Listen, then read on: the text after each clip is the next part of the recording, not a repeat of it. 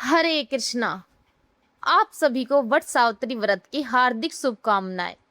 यह पावन व्रत पति की दीर्घायु, अखंड सौभाग्य और सुखी वैवाहिक जीवन के लिए अत्यंत महत्वपूर्ण माना जाता है। इस दिन सुहागिन महिलाएं श्रद्धा और भक्ति के साथ वट वृक्ष अर्थात बरगद के पेड़ की पूजा करती है तथा देवी सावित्री और सत्यवान की पवित्र कथा सुनती है।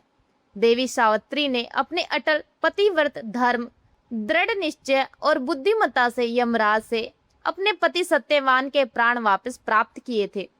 तभी से यह व्रत अटूट प्रेम, समर्पण और विश्वास का प्रतीक माना जाता है। इसलिए कथा को श्रद्धा और विश्वास के साथ अवश्य सुनना चाहिए। पौराणिक कथा के अनुसार सावित्री और सत्यवान की यह अमर कथा सबसे पहले महाभारत के वन पर्व में वर्णित मिलती है। एक समय धर्मराज युधिष्ठिर ने महर्षि मार्कंडेय से पूछा, हे ऋषिवर, क्या संसार में कोई ऐसी पतिव्रता स्त्री हुई है जिसने कठिन तप, त्याग और धर्म का पालन करके अपने पति के प्राणों की रक्षा की हो? तब महर्षि मार्कंडेय ने उन्हें देवी सावित्री की यह महान कथा सुनाई, जिसे स्वयं भगवान शिव ने माता पार्वती को सुनाया था। प्राचीन समय में मद्र देश में अश्वपति नाम के एक प्रतापी और धर्मात्मा राजा राज्य करते थे। उनकी रानी भी अत्यंत गुणवान और धार्मिक थी।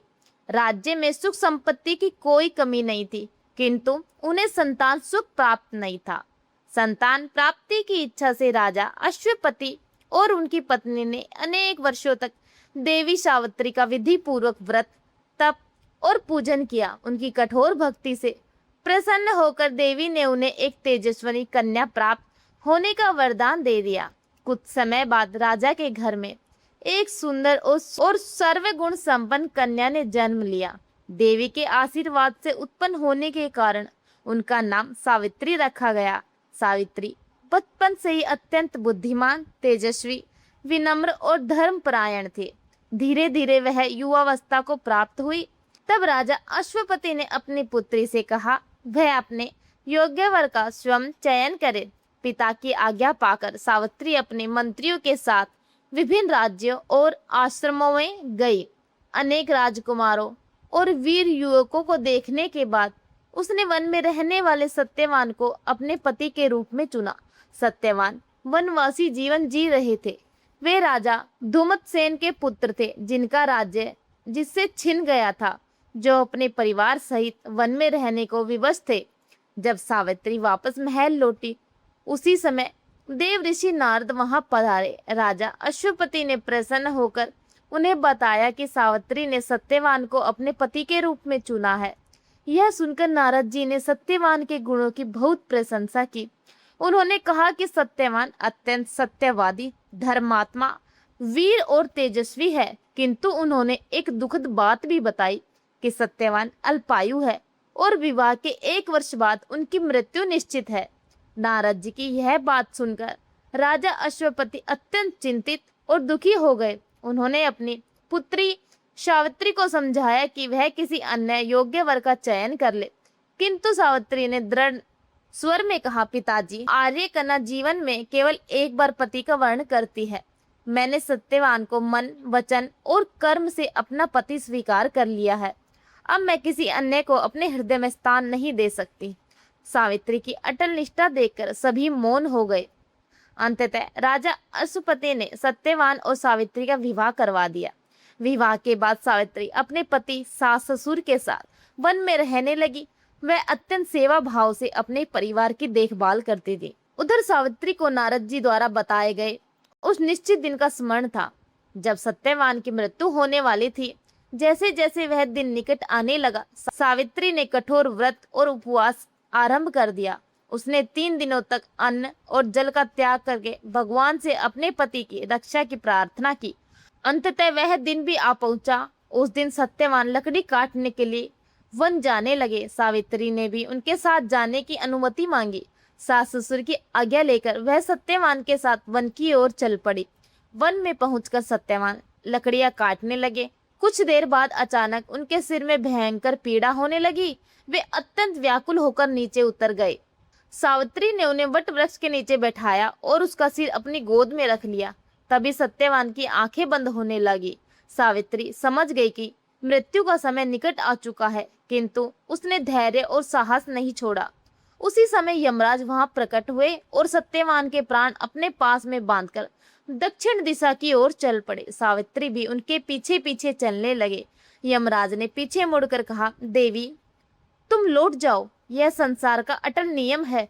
तब सावित्री ने विनम्रता से कहा, जहाँ पति जाते हैं वहां पत्नी का जाना भी धर्म माना गया है। पति के बिना पत्नी का जीवन अधूरा होता है। सावित्री की धर्मनिष्ठा और मधुर वाणी से यमराज प्रसन्न हुए। उन्होंने कहा, हे पतिव्रता, तुम सत्यवान के प्राणों के अतिरिक्त कोई भी वर मांग सकती हो।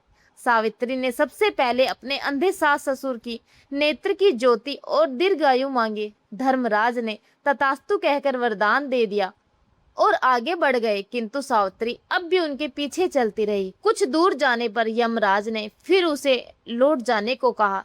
तब सावित्री बोली, पति के बिना स्त्री के जीवन का कोई अर्थ नहीं होता। पत्नी का सबसे बड़ा धर्म अपने पति के साथ रहना है। सावित्री की बातों से प्रसन्न होकर यमराज ने दूसरा वरदान मांगने को कहा। इस बार सावित्री ने अपने सास ससुर राजा धूम्रसेन का खोया हुआ राज्य वापस मांग लिया। यमराज ने यह वरदान भी दे दिया, फिर भी सावित्री उनके पीछे चलती रही। अंत में यमराज ने तीसरा वरदान मांगने को कहा। तब सावित्री ने कहा, मुझे 100 पुत्रों की माता बनने का आशीर्वाद दीजिए। यमराज ने प्रसन्न होकर तथास्तु कह दिया। तभी सावित्री हाथ जोड़कर बोली, प्रभु आपने मुझे 100 पुत्रों की माता बनने का वरदान दिया है, किंतु पति के बिना मैं माता कैसे बन सकती हूँ। इसलिए कृपया करके मेरे पति सत्यवान को जीवन दान दीजिए। सावित्री की बुद्धिमता, पतिव्रत धर्म, अटूट निष्ठा और प्रेम से यमराज अत्यंत प्रसन्न हुए। उन्होंने सत्यवान के प्राण मुक्त कर दिए और कहा, हे देवी, आज तुम्हारे पतिव्रत और धर्म ने मृत्यु को भी पराजित कर दिया है। इसके बाद सावित्री वापस वट वृक्ष के पास पहुंची। महासत्यवान का शरीर रखा हुआ था। सावित्री ने श्रद्धा से वट वृक्ष की परिक्रमा की। उसी क्षण सत्यवान जीवित हो उठे। दोनों अत्यंत प्रसन्न होकर अपने आश्रम लौट आए।